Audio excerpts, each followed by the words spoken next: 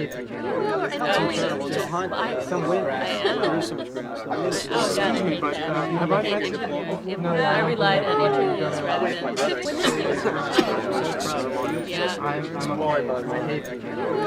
It's terrible to hunt some wind. There's so much grass. Excuse me, but have I met you? No, I relied on interviews rather than I'm worried about it. I hate that game. It's terrible to hunt some wind. There's so much grass. Excuse me, but have I met you?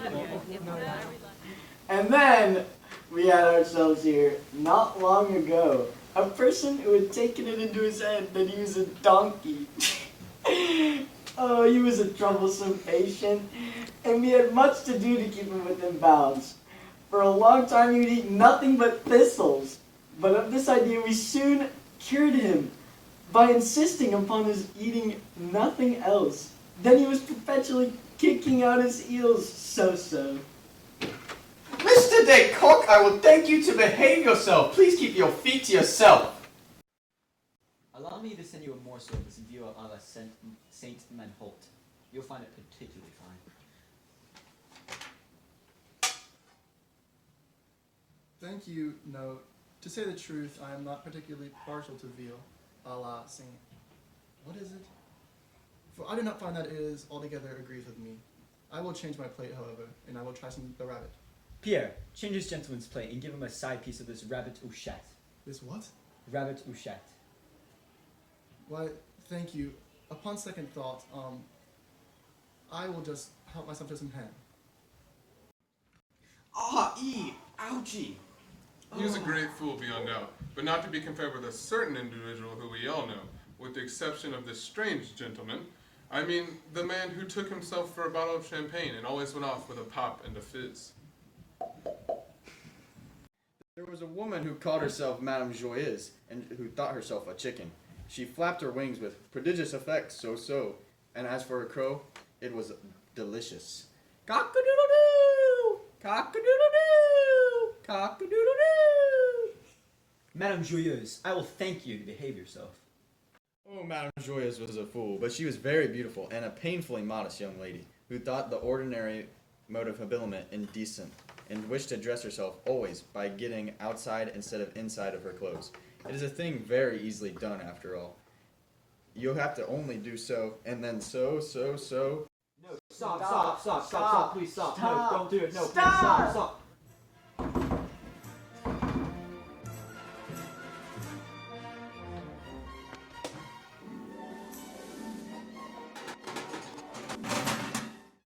We're used to these things and care really very little about them. The lunatics every now and then get up in a howl in a concert, one startling another, as it's sometimes the case with a bevy of dogs at night. And how many you have in charge? At present, we have not more than 10 altogether. Principally females, I presume.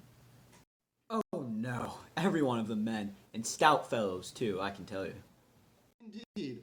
I have always understood that the majority of the lunatics were of the gentler sex. It's generally so, but not always. Some time ago, there were about 27 patients here, and of that number, no less than 18 were women. But lately, matters have changed very much, as you see. Yes, I've changed very much, as you see. Are you sure they're saying themselves? Mon ami, my friends here are as absolutely sane as myself. They can be a little eccentric at times, but I assure you that they are sane. Did I understand you to say that the system you adopted, in place of the celebrated soothing system, was one of your own invention? Not altogether. Some portions of it are referable to Professor Tarr, of whom you have necessarily heard. And again, there are modifications in my plan which I'm happy to acknowledge as belonging of right to the celebrated Fether, with whom I'm sure you are familiar with. I am quite ashamed to confess that I have never ever heard the name of those gentlemen before. Good heavens, surely I have misheard you. You didn't say you never heard of either the learned Dr. Tarr or the celebrated Professor Fether? I am forced to acknowledge my ignorance. Monsieur Mallard, you have really made me feel ashamed of myself. Say no more. My good friend, join me now in a glass of Sauternes. I'm worried about it. I hate that game.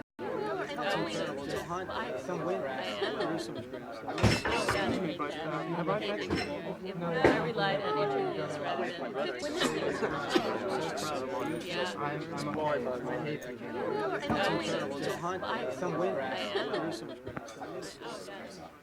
You mentioned before that danger that incurred in the old tubing system before you rid of it.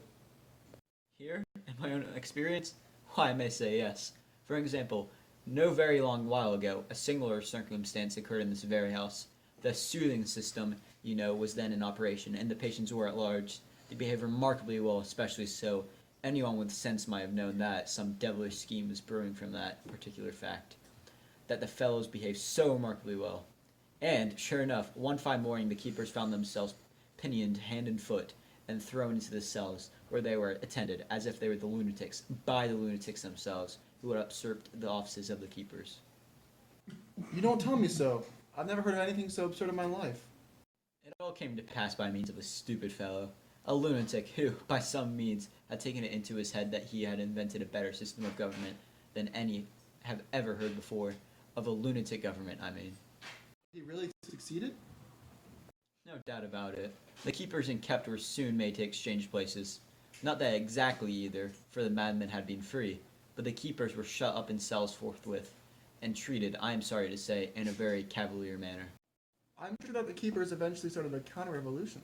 On the contrary, the head rebel was too cunning for that. He admitted no visitors at all, with the exception, one of day, of a very stupid-looking young gentleman of whom he had no reason to be afraid. He let him in to see the place, just by way of variety, to have a little fun with him. As soon as he had gammoned him sufficiently, he let him out and sent him about his business. How long, then, did the madmen reign? A very long time indeed. A month, certainly. How much longer I can't precisely say. In the meantime, the lunatics had a jolly season of it, that you may swear. They doffed their own shabby clothes and made free with the family wardrobe and jewels. The cellars of the chateau were well stocked with wine, and these madmen are just the devils that know how to drink it. They lived like kings, I can tell you. I fear it's lunatics coming for us. I'm sure it is.